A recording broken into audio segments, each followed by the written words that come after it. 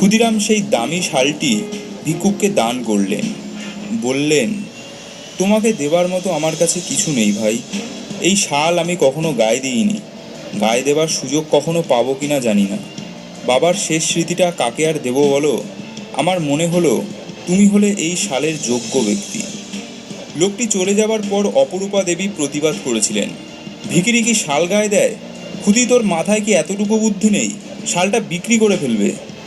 ক্ষুদিরাম হাসতে হাসতে বললেন, দিদি তা যদি দেয় দিক না, শালটা বিক্রি করে যা টাকা পাবে সেই টাকায় কদিন পেটের সংস্থান তো হবে। দিদি বুঝতে পেরেছিলেন ক্ষুদিরাম হলেন অন্য স্বভাবের মানুষ। নিরন্ন মানুষের মুখে অন্ন তুলে দেন, নিরাশ্রয়কে আশ্রয় দেন, পীড়িতের সেবা করেন। এই সময় ক্ষুদিরাম শরীরচর্চার দিকে বিশেষ নজর দিয়েছিলেন।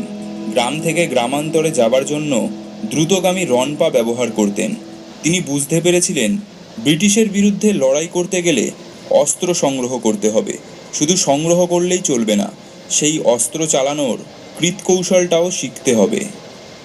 তখন মেদিনীপুরে বেশ কয়েকটি গুপ্ত সমিতি স্থাপিত হয়েছে।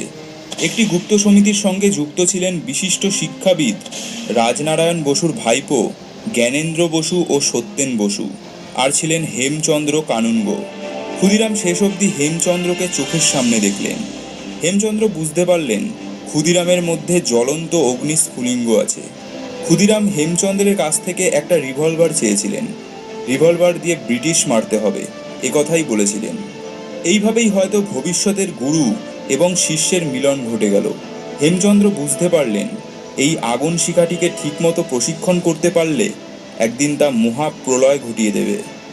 কংসাবতীর ওপারে ঘন দুর্গম জঙ্গলের মধ্যে একটি শিবের মন্দির আছে।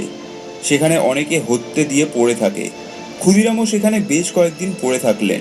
তিনি ঈশ্বরের কাছে প্রার্থনা করলেন যাতে তার দেশ ইংরেজদের কবল থেকে মুক্তি পায়। ক্ষুদিরামের এই কথা শুনে সকলে অবাক হয়ে গিয়েছিলেন। চারপাশে বিষাক্ত সাপেরা ঘুরে বেড়াচ্ছে, তবু ক্ষুদিরাম ধ্যান